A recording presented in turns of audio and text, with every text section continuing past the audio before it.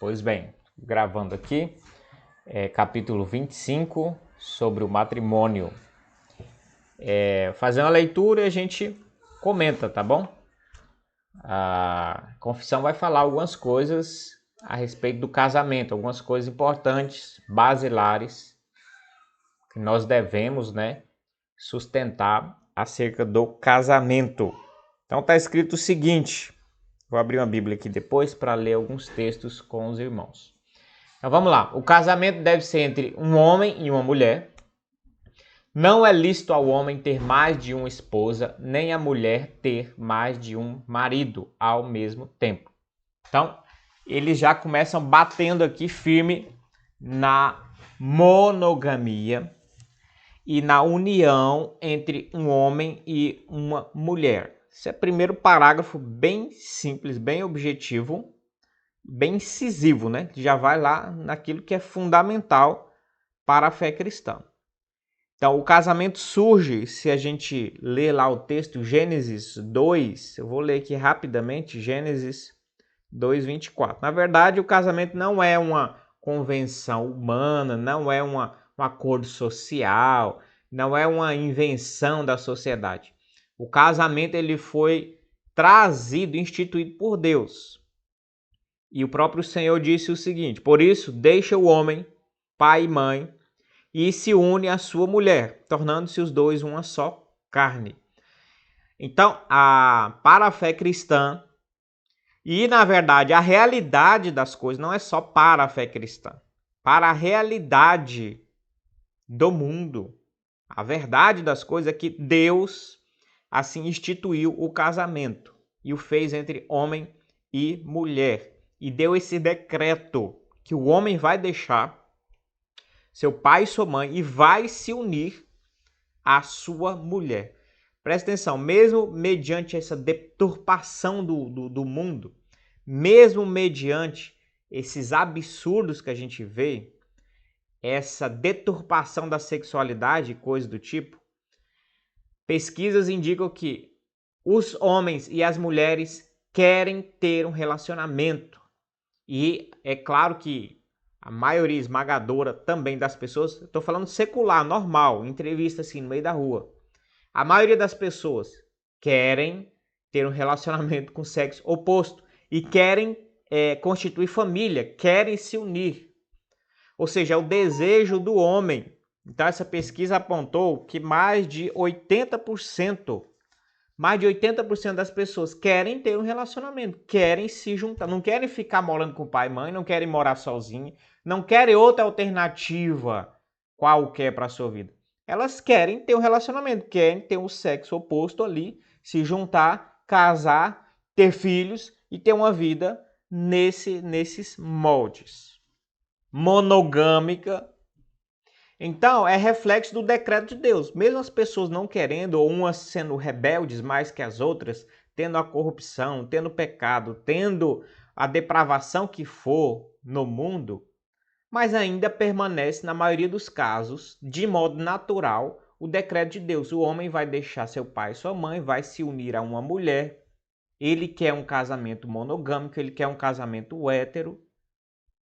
E é assim que foi estruturado, então, a começo de conversa, assim que foi estruturado, então, o casamento bíblico, tá certo? Então, foi Deus quem o fez. Deus quem o fez. Algumas ideologias modernas querem dizer que e tirar a sacralidade do matrimônio de muitas instituições porque eles querem manipular e mudar os padrões. Isso fica muito visível. Então o ataque não foi Deus, isso foi coisa de seres humanos. Por exemplo, uma filósofa da esquerda, como é que é? Chauí lá, esqueci o primeiro nome dela. Não sei se é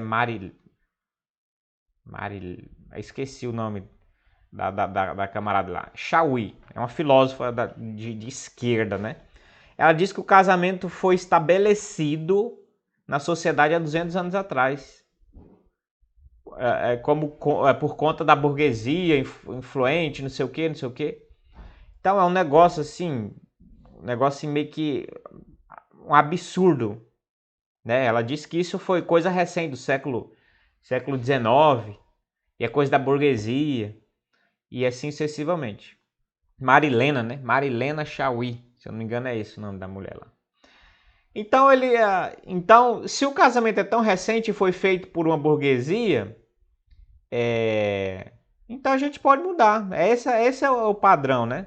Se a família, se o casamento, se essa estrutura foi feita tão recente por pessoas e por uma burguesia opressora, né, que queria impor regras arbitrárias para a humanidade, então soa até uma coisa bonita e libertadora. Vamos nos rebelar contra essa burguesia opressora que quer enlatar, quer encaixotar a vida das pessoas. Mas, meu amigo, se você olha milênios atrás em Israel, você tem a instituição do casamento. Já a pessoa parece que tapa os olhos assim e fabrica a realidade que eles querem. Há milênios. A pessoa pode nem acreditar na Bíblia como livro sagrado. Aí o problema é dela. Mas, em termos de história de Israel, a pessoa não pode negar. Em termos de história, registro histórico, em Israel há milênios já se reconhece o matrimônio. Milênios mesmo, na época de Cristo já era uma coisa já instituída. Na época de Cristo, que já está quase 2.000 anos atrás, já era uma coisa já instituída há milênios. Então, é o absurdo que a gente vive hoje. Para a quebra de valores, inversão de valores, essas criações aí, fantasiosas, né? Fabulosas, de fábula, para iludir o povo, né? Com ideologias, com ideias perniciosas, que no fim quer quebrar a moralidade, jogar o povo tudo na libertinagem, não estabelecer padrões morais. Hoje, a maior briga e a maior alvo, agenda dos movimentos aí seculares é quebrar padrões ético-morais judaico-cristãos. Então, na verdade, as pessoas, alguns comentam assim, as pessoas querem quebrar aquilo que faz o ser humano ser um ser humano. Porque quando você quebra padrões de ética moral, você está se rebaixando quase a uma vida de bicho, de animal. Quando uns propõem, por exemplo, uma sexualidade aberta, hoje no Brasil já tem pessoas, já tem aí no Instagram, no Face, pessoas vivendo uma vida poligâmica e tornando isso público. Um homem com 2 mulheres e assim sucessivamente. Isso que já é público, imagine o que não seria, o que não existe por aí. Velado a gente sabe que tem muito disso, mas pessoas se rebaixando, a cultura sendo extremamente vulgar, quase animalesca mesmo. Você pega aí essas famosas popstar aí que estão na moda aí, nem recomendo assistir nada não, né? Nem sei também, só ouço falar e as pessoas escandalizadas. Mas uma vulgaridade, uma coisa baixa, parece animais no cio, se roçando, se mostrando. Uma coisa abjeta, assim, sendo jogada para a humanidade de goela abaixo. E as pessoas quebrando, então, seus valores, seus princípios, suas bases morais mínimas para se tornar um ser humano. Uma coisa que eu fiquei nessa questão da liberalidade, não sei o quê, coisa que eu fiquei abismado, li matéria em jornal, algum tempo atrás, porque na pandemia deu uma parada tudo, mas pessoas durante o carnaval fazendo sexo na rua, pessoal, na rua, encostava em qualquer lugar, uma liberalidade quase animalesca. Então, e as pessoas achando isso normal. A associação que me veio é com animais mesmo. Que você passa no meio da rua, às vezes tem um cachorro grudado com outro. São coisas animalescas mesmo. Quando se quebra e denigre, né, os padrões e age com tanta força e tanta veemência para arrebentar essas coisas que a gente fica abismado. Mas a Bíblia ela vem sobriamente. E ela diz, foi homem que falou, que ordenou, não é isso? Deus, aliás. Deus que falou para o homem, ordenou, você vai deixar seu pai e sua mãe e se unir à sua mulher e os dois vão se tornar uma só carne. Malaquias 2. Ageu, Zacarias. Cadê aqui? Sumiu meu Malaquias. Aqui, Malaquias 2:15. Está escrito o seguinte: não fez o Senhor mesmo que havendo nele um pouco de espírito? E por que somente um? Ele buscava a descendência que prometera. Portanto, cuidai de vós mesmos, e ninguém seja infiel para com a mulher da sua mocidade. Porque o Senhor, Deus de Israel, diz, odeia... nossa, eu estou lendo aqui, terrível, hein? Porque o Senhor, Deus de Israel, diz que odeia o repúdio e também aquele que cobre de violência as suas vestes, diz o Senhor dos Exércitos. Portanto, cuidai de vós mesmos e não sejais infiéis, também já entrando na questão da uma vez unido, uma só carne, e o Senhor aqui colocando já o seu princípio de não separação também. Mateus 19, só para a gente entrar aqui no Mateus 19, está escrito o seguinte, 19, 5 e 6. Por esta causa deixará o homem pai e mãe e se unirá à sua mulher, tornando-se os dois uma só carne. De modo que já não são mais dois, porém uma só carne. Portanto, o que Deus ajuntou, não separe o homem. Também Jesus falando sobre isso, já falando da não separação, né? Então é isso, primeiros princípios. Então a igreja, né, confissão de fé da igreja, a nossa confissão dos batistas. Então é claro que a gente não compactua com casamento homossexual, com relações homossexuais, porque o casamento deve ser entre um homem e uma mulher. Às vezes, só comentar o que eu já até disse e orientei algumas pessoas, às vezes briga-se muito para se encontrar na Bíblia uma condenação à homossexualidade. E hoje em dia tem muita deturpação de textos.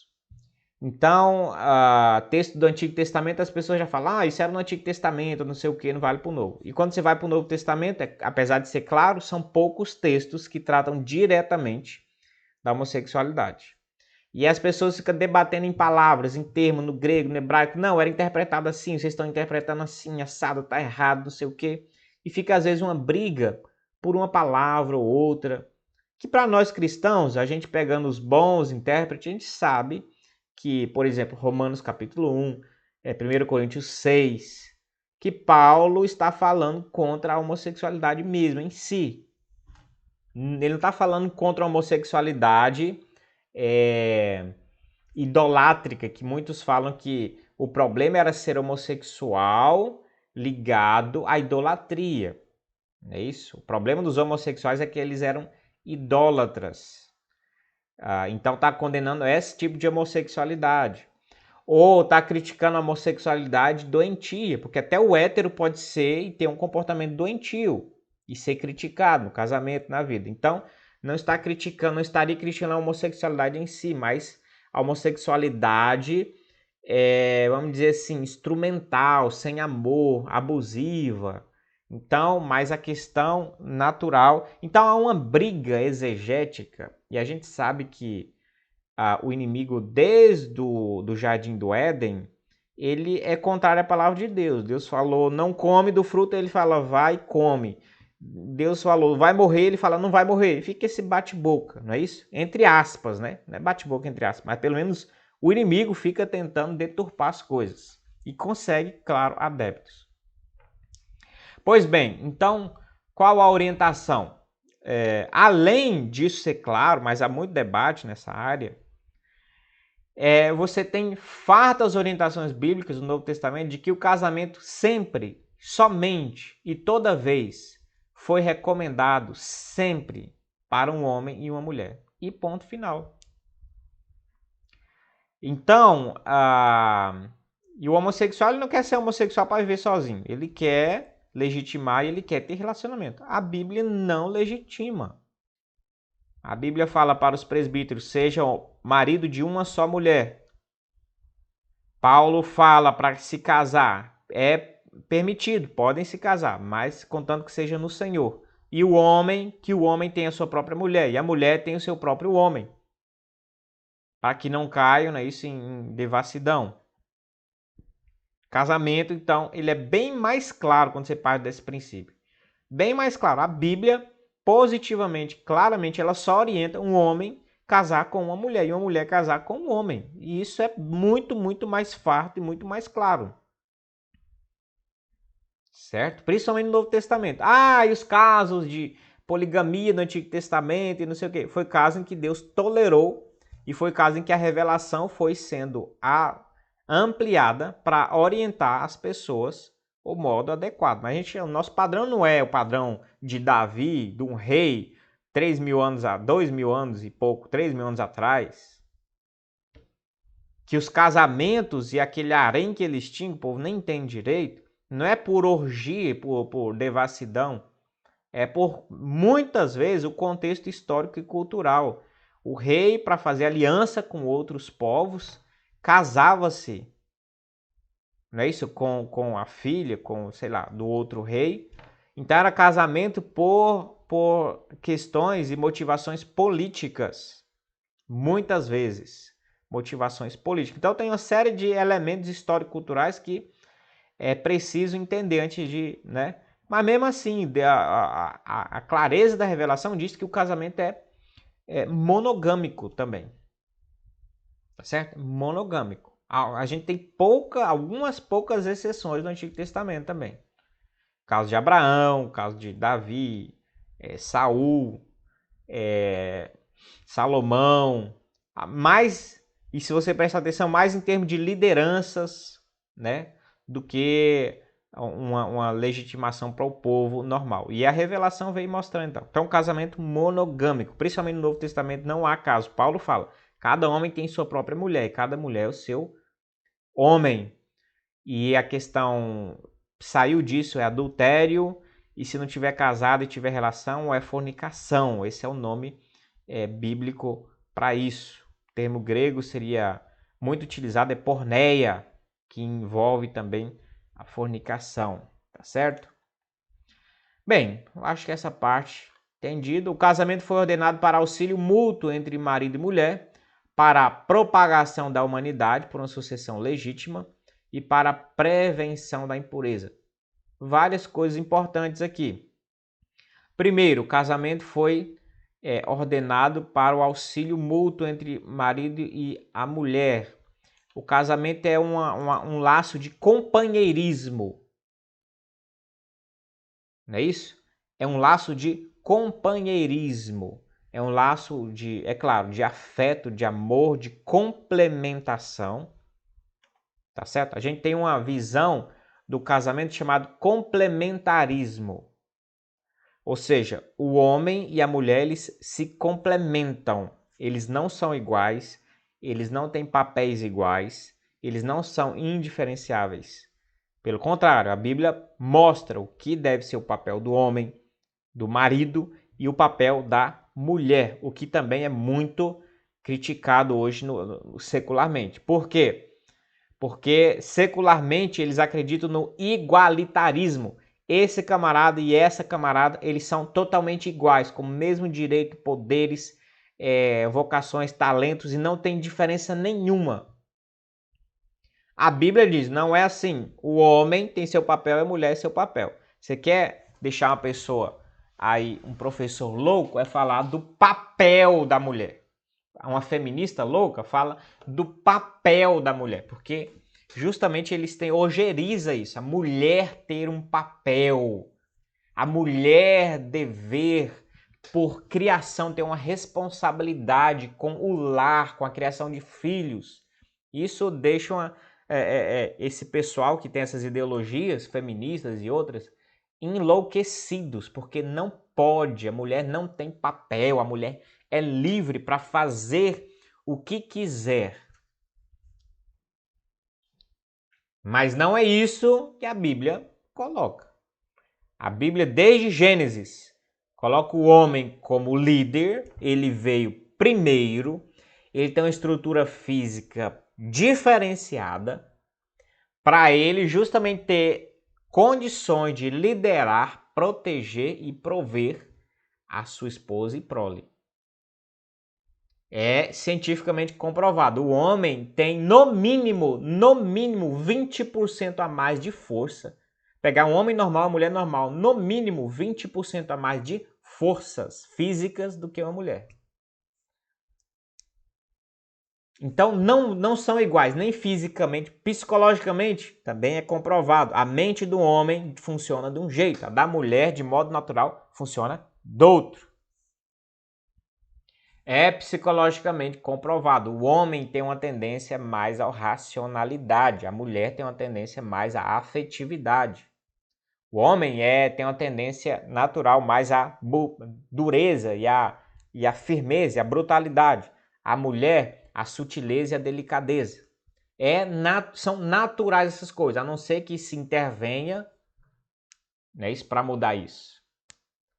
Então, voltando, nossa visão é de complementaridade. O homem tem um papel, a mulher tem outro, e eles se complementam e se unem e se encaixam. Agora você imagine, se isso é igual a isso, por isso que surge muitas ideias. Eu não preciso de você, eu não preciso de homem, eu posso ser feliz independentemente. Eu uso o homem quando eu quiser, ou eu uso a mulher, mas eu sou igual, eu sou autossuficiente, eu sou completo em mim mesmo. Essa é a proposta do mundo hoje. Eu sou completo em mim mesmo. Alguns movimentos feministas até falam assim, você não precisa de homem para ser feliz.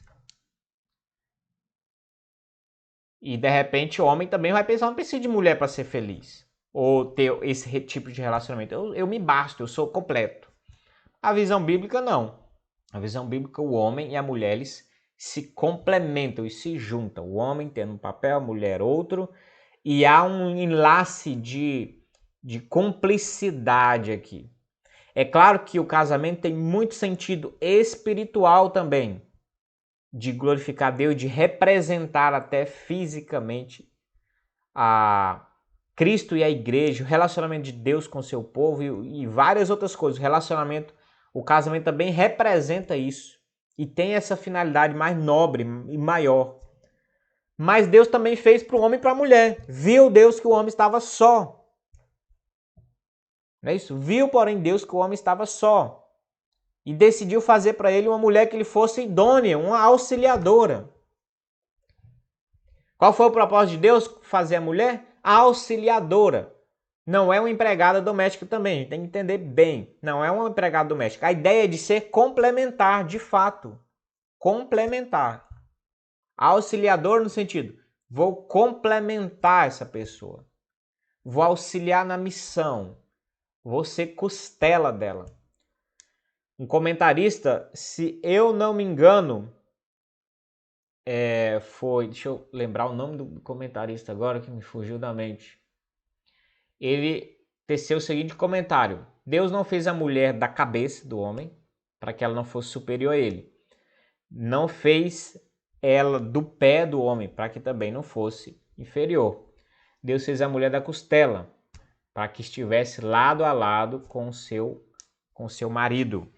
Então a visão bíblica, mesmo havendo a ideia de submissão, a ideia bíblica não é de inferioridade. A ideia bíblica é de complementarismo, um complementa o outro. A mulher estando ao lado do homem e encaixando mesmo, complementando ele naquilo que é necessário. Então, o casamento foi feito para auxílio mútuo.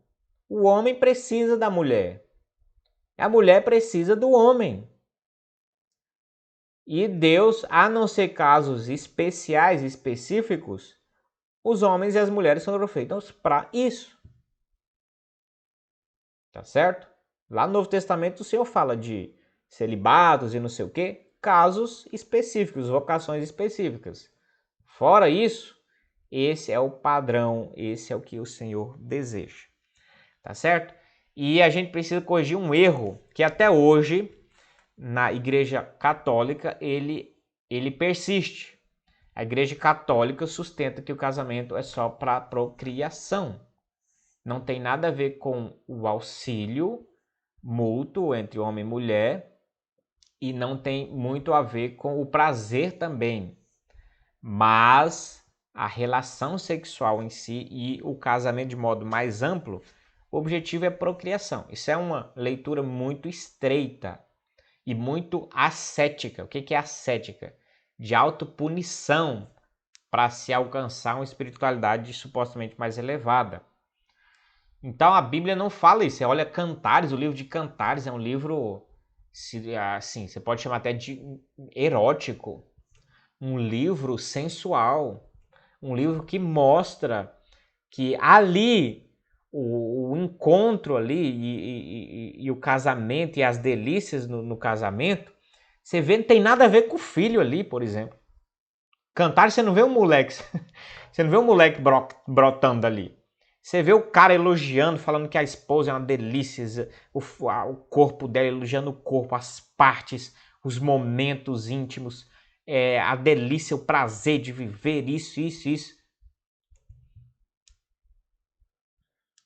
E não tem muito a ver com o filho. Então tem vários textos na Bíblia que mostram o casamento em si sendo uma dádiva para auxílio mútuo, para auxílio físico, psicológico, emocional, para o prazer e para uma série de coisas, tá certo? Então a gente também não descarta essa visão do casamento. E a gente não precisa, como crente, às vezes a gente fica envergonhado, não é isso? Quando trata desses temas, não é isso? Como se fosse pecado, como se fosse errado.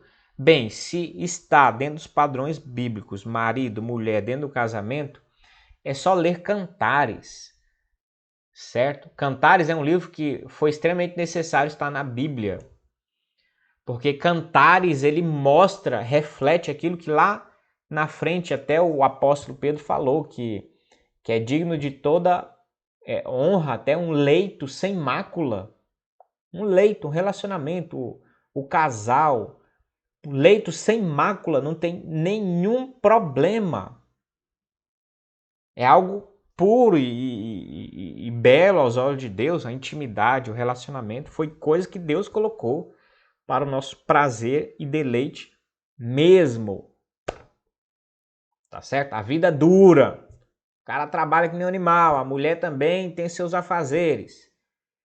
O prazer que Deus nos colocou não é encher a cara de droga e de álcool, é se deliciar com o nosso cônjuge. Entendeu? O homem é que faz atalhos absurdos, mas Deus colocou também elementos extremamente prazerosos. Tem outras coisas que são prazerosas na vida, é claro, mas você tem um ápice também, uma coisa, uma experiência de ápice, de maravilha na vida do ser. E isso, dentro do que Deus propôs, é belo e é abençoado. Tá certo? Para auxílio mútuo, então, entre o marido e a mulher. Para a propagação da humanidade. Aí sim, também tem a ideia da criação de filhos. É legítimo também e é vontade de Deus se unirem o homem e mulher para ter filhos. A gente também não pode ter muita aversão a filhos. Aliás, não pode ter muita nem pouca. Não pode ter aversão. É claro que normalmente a gente tem um planejamento para ver se a gente vai dar conta, se a gente consegue ali se organizar. Mas a gente também não pode ter aversão a filhos, porque também faz parte do pacote.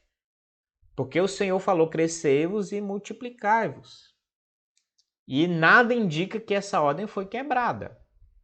Vocês já pararam para pensar nisso? Que ele fala isso em Gênesis? Mas pensem biblicamente, aonde é que Deus voltou atrás nessa ordem? Você consegue perceber? Pelo contrário, a gente vê em Gênesis a ordem, A gente vê Salmos falando que os filhos são herança do Senhor. Você vê no Novo Testamento Jesus muito simpático, mais do que todo mundo. E sempre gostando de crianças, deixar vir a mim os pequeninos, sem nenhuma aversão às crianças. Certo? O povo hebreu sempre muito fértil. Então, você não tem muita motivação bíblica para ter aversão a filhos também. Uma caminhada, é uma consequência natural também. E olha que interessante também. Olha como o decreto de Deus, o poder de Deus é tão imenso. Existem movimentos pró-aborto. Meus irmãos, hoje, sabe o que mais mata no mundo? Eu não vou arriscar que é o que mais mata, porque eu preciso me atualizar, mas uma das causas de maior morte no mundo é aborto. Aborto, não sei quantos milhões mesmo, sei lá, 60 milhões de abortos ao ano. Aí a gente fica pasmo com a Covid que, sei lá, matou alguns milhões aí. Todos os anos, 60 milhões de abortos. Mas enfim, mesmo por trás de toda essa maquinaria do inimigo tentando matar, massacrar, acabar, deturpar a visão de família, a visão de filhos, manchando tudo isso, olha e anda na rua e só presta atenção nas pessoas. Você não demora muito para ver uma buchudinha. Você não custa muito. Vai no mercado, você encontra uma buchuda. Vai no shopping, buchuda. Vai não sei onde, buchuda. Vai ter filho, porque Deus mandou. Sendo feminista ou não, concordando ou não, achando que é difícil ou não, querendo ou não, tendo não sei quantos milhões matando ali pela poder e fúria do inimigo, quase que nem um decreto de Herodes para matar crianças. Essas pessoas entrando nessa onda ou não, estão nascendo pessoas, porque Deus mandou e Deus falou que vocês vão procriar e multiplicar. Olha que interessante isso. E anda na rua e vê pra você dar uma olhada. É buchuda toda hora, meu amigo. É mulher com bucho na goela lá. Direto. E eu ando e eu fico observando essas coisas. Falei. E eu penso assim, meu Deus, como o teu poder, como o decreto de Deus é potente. Porque se eu parar e pensar e só falar assim, você planejou isso? Você quis esse filho? Você está ciente né, do contexto? Né? A maioria dos casos a pessoa não quis. É até contra a vontade das pessoas, mas é o decreto de Deus e vai acontecer.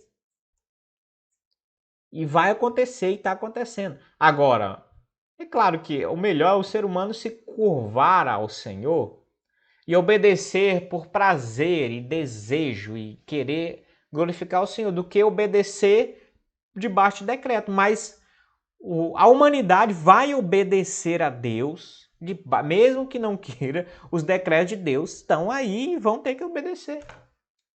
Deus falou, no dia que comeres, certamente morrerás. Meu irmão, podem concordar ou não, as pessoas estão morrendo e vão descer para a sepultura, porque Deus decretou e vai ter que se cumprir o decreto dele. Certo? Então, nessa questão da propagação da humanidade, o casamento foi feito para isso também. Certo? E para a prevenção da impureza, cada um tem a sua própria... Aqui, ó, vou até ler esse texto aqui. 1 Coríntios 7. 1 Coríntios 7, 2 e depois o 9. Mas, por causa da impureza, e aqui no grego impureza é porneia, cada um tenha a sua própria esposa e cada uma o seu próprio marido. Cada uma tem a sua própria esposa e cada um tem seu próprio marido. Tá certo? É Deus que fala isso. Ah, um detalhe. Eu vi aqui o pronome agora de possessão próprio, né? Própria esposa, próprio marido. Eu vi isso e achei muito interessante, porque vi isso num filme de uma cientista muito famosa, até Marie Curie, assisti tempo desse o filme, a biografia dela, muito legal a história dela. Mas ela tinha uma veia bem feminista já, assim, há séculos atrás, né? Ela que descobriu a radiação, 2 elementos químicos, foi um gênio, ganhou Nobel, a filha dela ganhou Nobel, enfim, ganhou Nobel em 2 áreas, em química, em física, um gênio, a mulher é um gênio. Então ela é muito também aclamada, né, no meio até feminista. E aí no casamento dela, o discurso ali, os votos, e eu fiz uma leitura bem interessante, porque o esposo dela e ela trocaram votos mais ou menos nesses termos assim: eu não vou te chamar de meu esposo, porque, parafraseando, né? Porque você não é minha propriedade, mas eu estou aqui para viver junto com você. É bonito o discurso, em companheirismo, em me doar para você, me entregar, e não sei o que, não sei o que.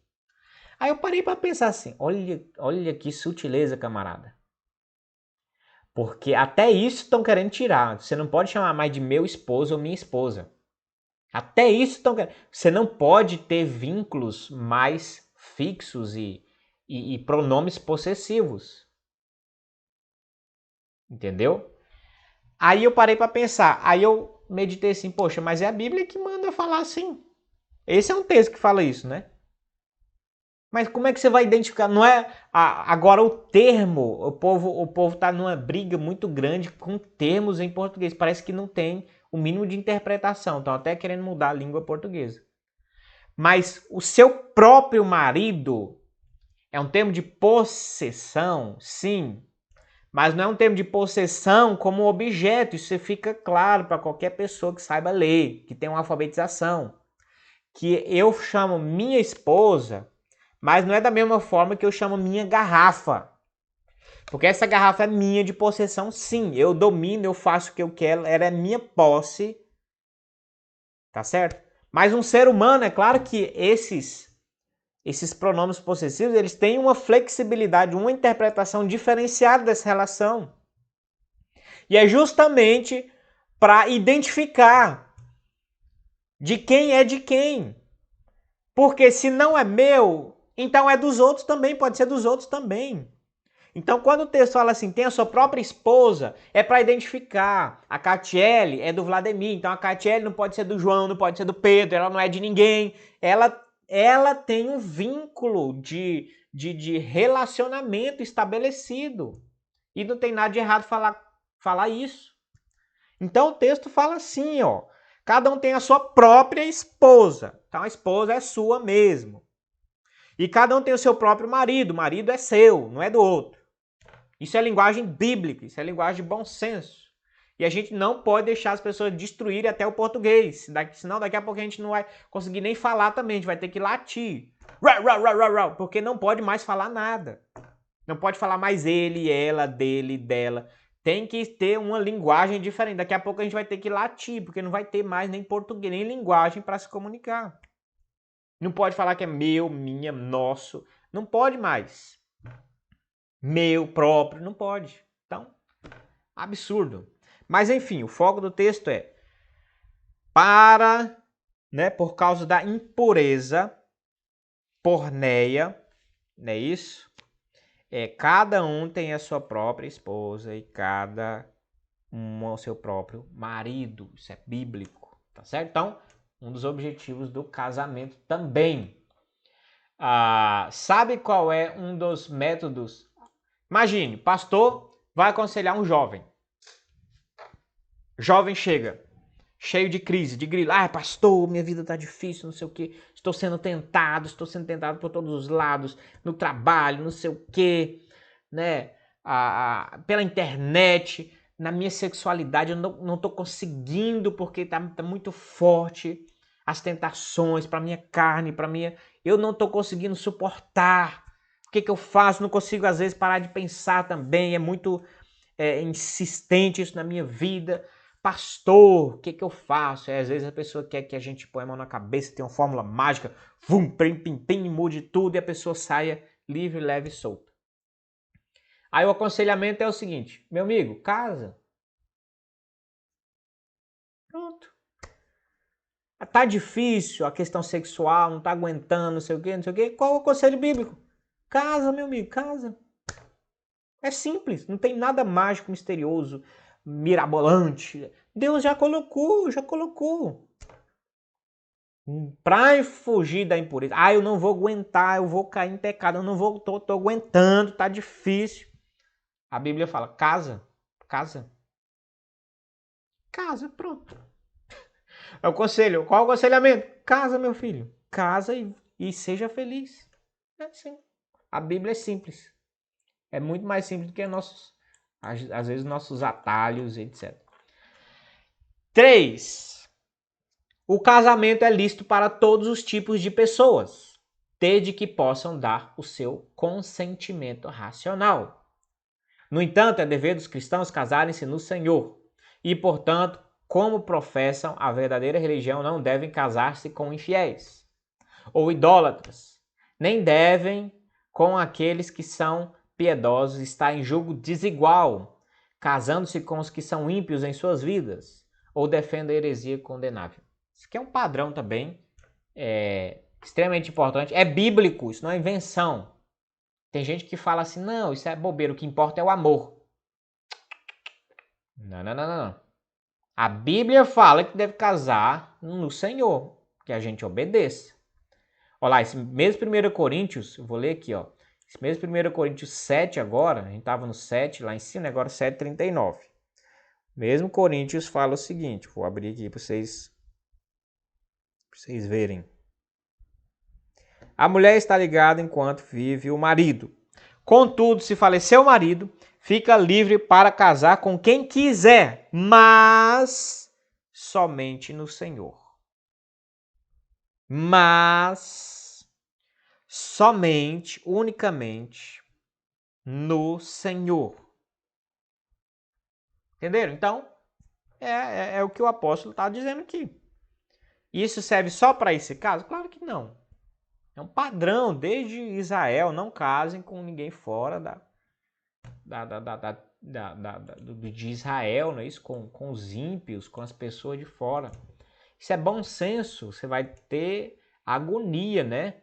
Que a associação vai ter luz com as trevas, com os filhos de Deus e os filhos de Belial. Às vezes a linguagem parece ser pesada, mas a Bíblia fala, Jesus fala, quem comigo não ajunta espalha. Quem não é de Cristo é contra Cristo mesmo, conscientemente ou não, mais ácido ou não, mas não é do reino, não entende e vai lutar contra e vai pôr empecilho.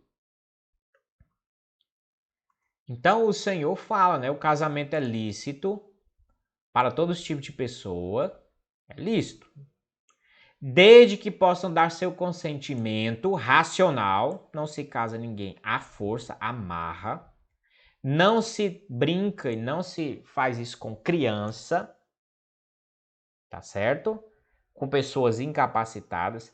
Para casamento tem que conseguir discernir, ter maturidade para isso. Então nós cristãos também, em termos de criança, adolescente, a gente não brinca com isso, não incentiva.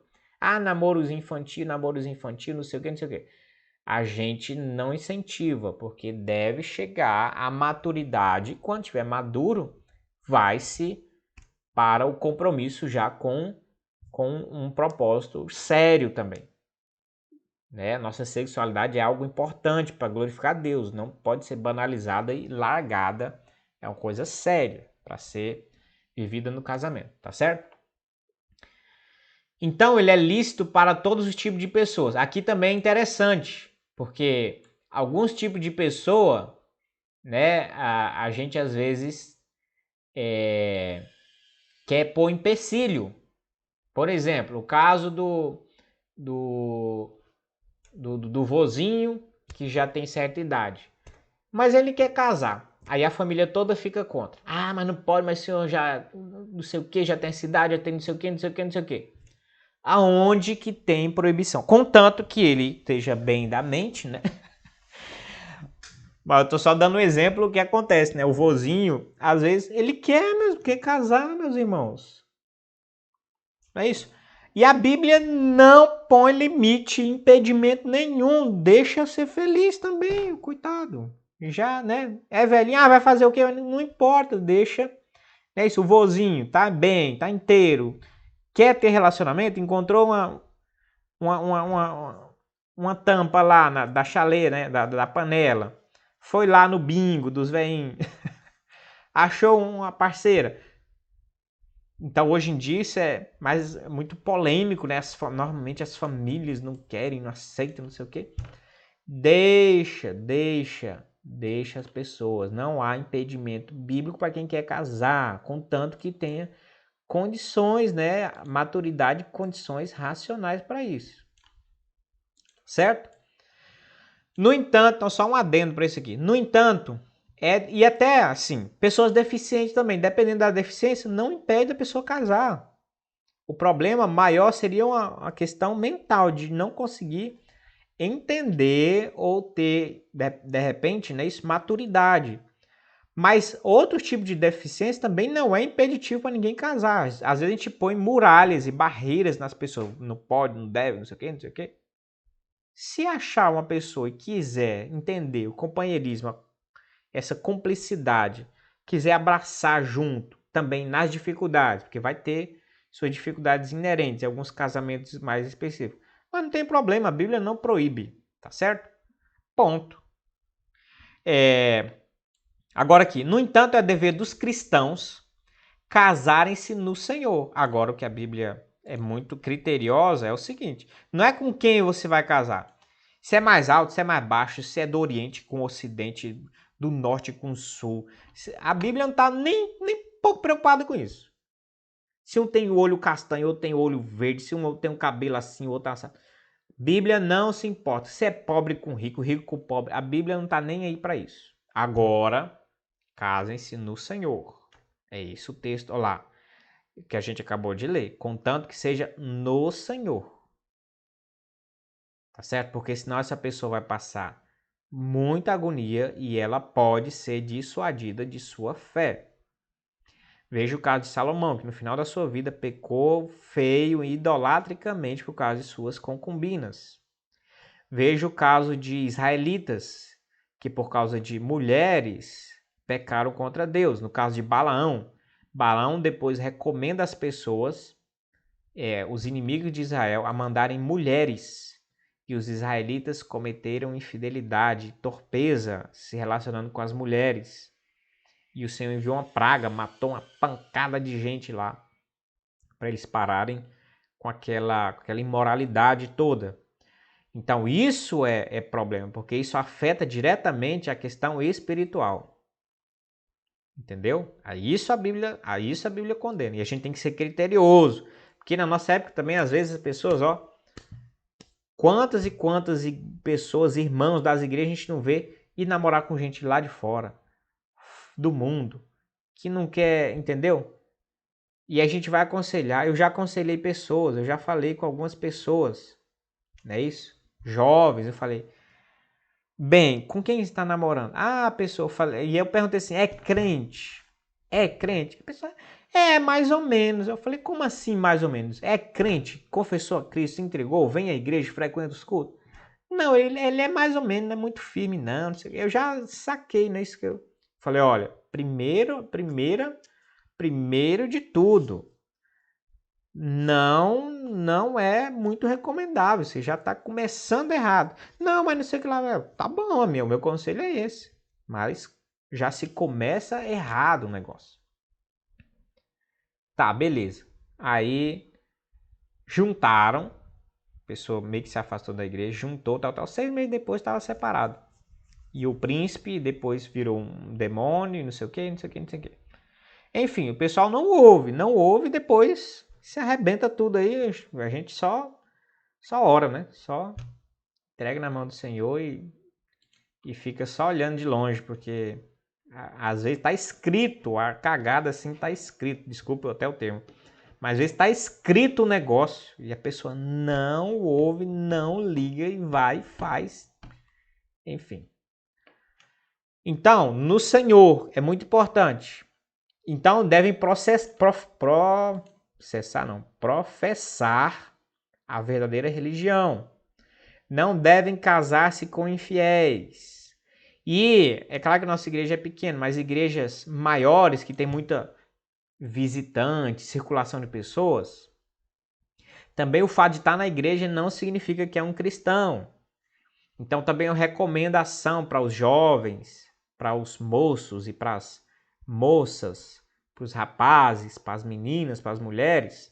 Principalmente em igreja grande, isso deveria ser mais até enfatizado. Como eu falei, tem mais rotatividade de pessoas. Não é porque está na igreja que a pessoa já acha que é cristã e já vai se relacionando.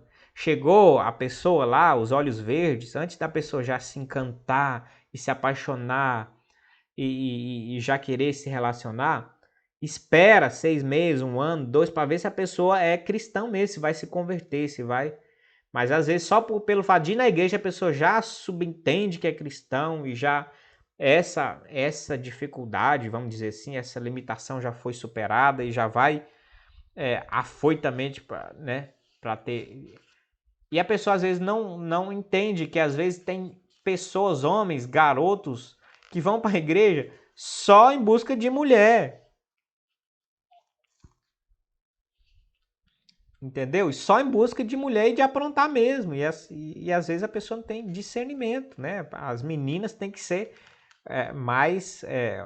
melhor aconselhadas também. Porque não quer dizer que seja cristão só porque está dentro da igreja, ou frequentou 1 mês, 2. Enfim, já vi sair de dentro da igreja cada coisa mesmo, cada coisa absurda. Vocês não têm ideia. Muita coisa absurda mesmo, que tava tudo dentro da igreja. Tudo dentro da igreja. Na minha época de adolescente e início de juventude, os meus amigos que estavam dentro da igreja por anos e anos, nossa, eu conto nos dedos os que ainda estão firmes no evangelho. Porque o que eu olho ao redor é cada coisa. É um que virou lésbico, outro que virou homossexual, outro que foi pro mundo, é pagodeiro agora, que aprendeu a tocar dentro da igreja, aprendeu tudo. Era no louvor, maravilhoso, a voz, o cara do louvor, tá hoje em pagode, não sei o quê. Outro na banda de rock, outro não sei o quê. Ou seja, usufruiu tudo da igreja, aprendeu, cresceu, foi abençoado, depois foi pro mundo. Ou seja, só estava, de fato, dentro da igreja, só estava usufruindo das coisas da igreja. Inclusive usufruindo, às vezes, das mulheres. E os crentes tudo besta, parecem umas ovelhas mesmo.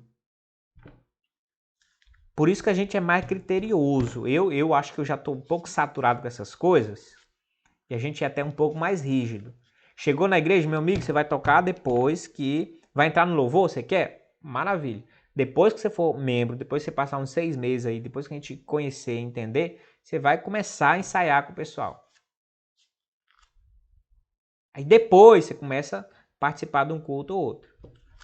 E depois você tem responsabilidade também, não é só isso, você tem várias coisas. Então a gente tem um processo que aí a gente segura e tenta ser um pouco mais rígido para saber se é cristão, se... Pelo menos a gente tá melhorando, né? Porque também no passado também já a gente teve gente no louvor que entrou e saiu assim, né? Mas hoje a gente tá trabalhando, tá muito melhor. Pessoas muito mais comprometidas ali, a gente com muito mais também seriedade. Tá certo? Mas eu sou muito cri-cri já com essas coisas, acho que eu já tô muito saturado. Então a gente fica já meio chato também com o tempo. Mas é importante. Justamente para não entrar aventureiro dentro da igreja e fazer acontecer, depois sumir e depois deixar a gente aí, né, a igreja, o povo, em maus lençóis, né? Então não deve ser esse tipo de pessoa, não deve ser idólatras, né? Enfim, não deve se casar com jogo desigual, casando-se com os ímpios, que defende heresia condenável. Então tudo isso tem que já ser visto de preferência no namoro. No namoro já se decide isso, e não pode se insistir com sentimento, com o coração, tem que se cortar o coração com a mente mesmo. Não dá, ponto final e decide. É decisão da mente, porque às vezes o coração quer, mas a mente, Deus deu uma mente para a pessoa pensar. Tá certo? Não deve se casar com pessoas entre as quais existe grau de parentesco ou consanguinidade que sejam proibidos na palavra de Deus. As uniões incestuosas jamais poderão ser legitimadas por qualquer lei humana ou pelo consentimento das partes, pois não é correto tais pessoas viverem juntas como marido e mulher. O texto básico disso é Levítico e as pessoas normalmente falam, é porque é Levítico, já foi tudo abolido, já não serve tudo para nada, não sei o quê. Mas o texto de Levítico, ele é ressaltado. E o texto de Levítico, ele abrange não só Israel, mas é uma lei que abrange toda a humanidade. Você não deve se casar com seu irmão, com irmã.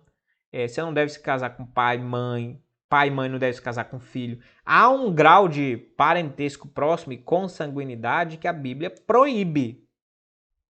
Tá certo? Houve exceção no começo da criação, é claro, porque Adão e Eva têm seus filhos, é claro que os filhos teriam que casar com os irmãos. Mas fora aquele start, aquele período de exceção, depois disso foi extremamente proibido. É proibido e pronto, inquestionavelmente. Irmão não casa com irmão, pai não casa com filho, filho não casa com pai, mãe e etc. E assim sucessivamente. O grau mais próximo e ainda assim não tão aconselhável é primos. A partir de primos há uma possibilidade.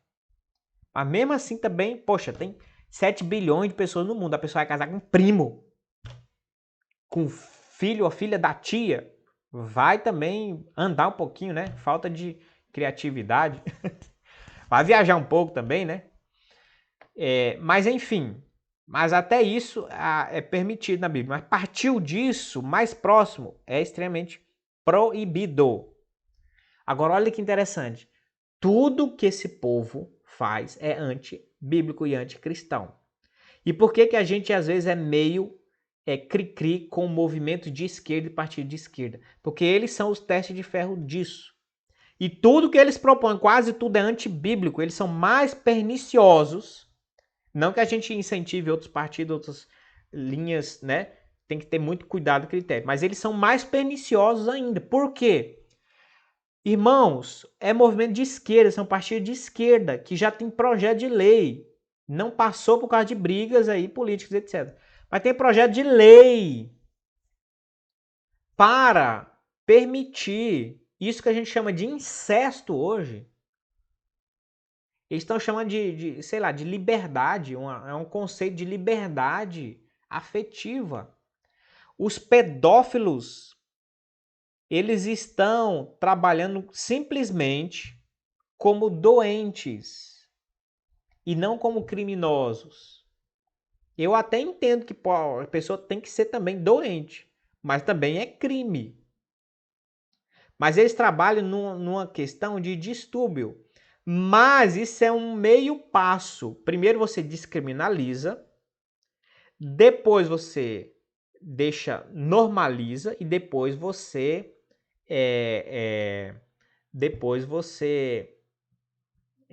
legisla. Então são etapas. Esse caminho já é muito comum. Coisas que eram aterradoras, descriminaliza. O aborto. O que você faz? Primeiro você descriminaliza, você normaliza. Lula, um dia desse, falou: as mulheres não têm nem que ter vergonha de falar que abortou. Então, para normalizar. E depois você legisla positivamente. Daqui a pouquinho vão impor o aborto. Exemplo: imigrantes que tenham condições difíceis, que entram no Brasil. Vamos e engravidam. Para o bem dela, para o bem da nação, vamos obrigar que seja abortado esse filho. Então, são etapas, tá? Então, na questão aqui também, essa questão incestuosa também tá nesse rumo. Tá nesse rumo. Já existe movimentos para liberdade infantil de relacionamento. Ou seja, crianças poderem ter a liberdade de se relacionar com quem elas quiserem. Do mesmo sentido, por que eles trabalham nisso e nessa frente?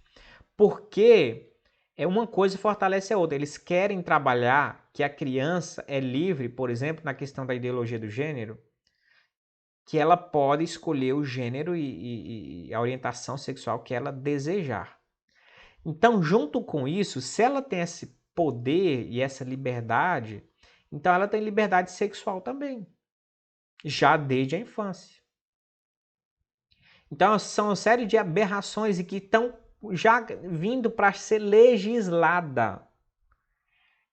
Descriminalizar a pedofilia, porque é uma questão de saúde, então não vai ter mais crime, não é mais crime. E assim sucessivamente. Tá certo? Mas a Bíblia fala que isso é um absurdo, uniões incestuosas. Você não tem justificativa para isso. Não pode ser legitimada, nem que houver lei humana. Mesmo que houver lei humana. O mundo muçulmano também casa-se criança.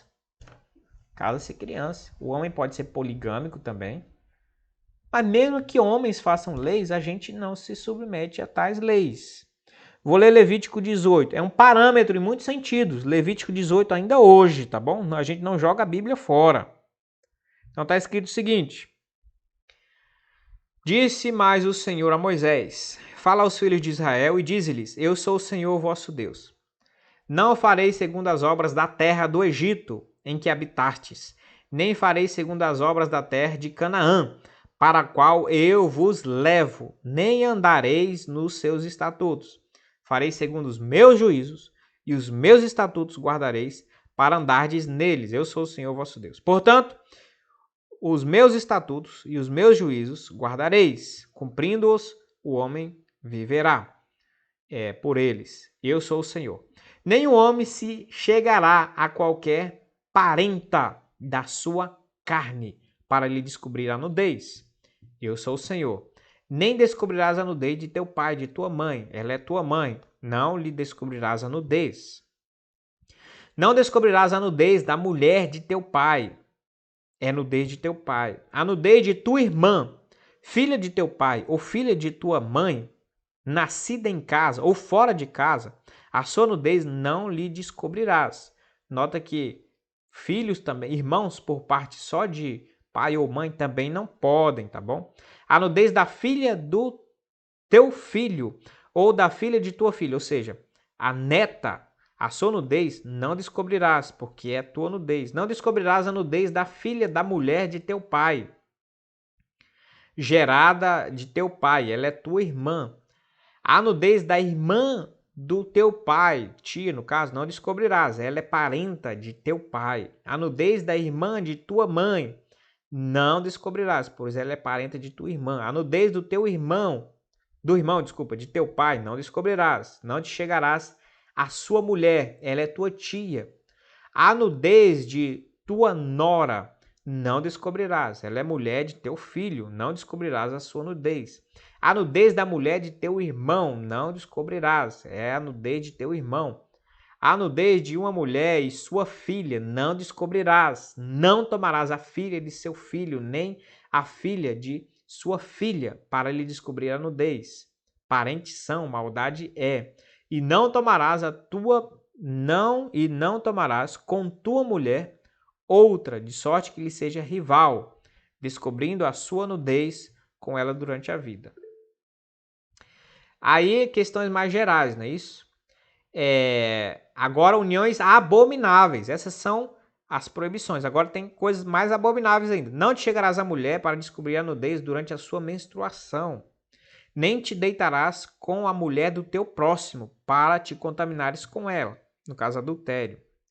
E da tua descendência não darás nenhum para dedicar-se a Moloque, nem profanarás o nome de teu Deus. Eu sou o Senhor. Com o homem não te deitarás como se fosse mulher. É abominação.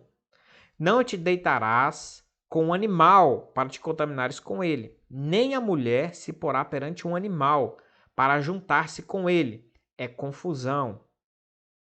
Com nenhuma dessas coisas vos contaminareis, porque com todas essas coisas se contaminaram as nações, que eu lanço de diante de vós. E a terra se contaminou, e eu visitei nela sua iniquidade, e ela vomitou os seus moradores. E aí vai, continua. E a terra vomitou os seus moradores, para vocês verem então a dificuldade aí, tá certo?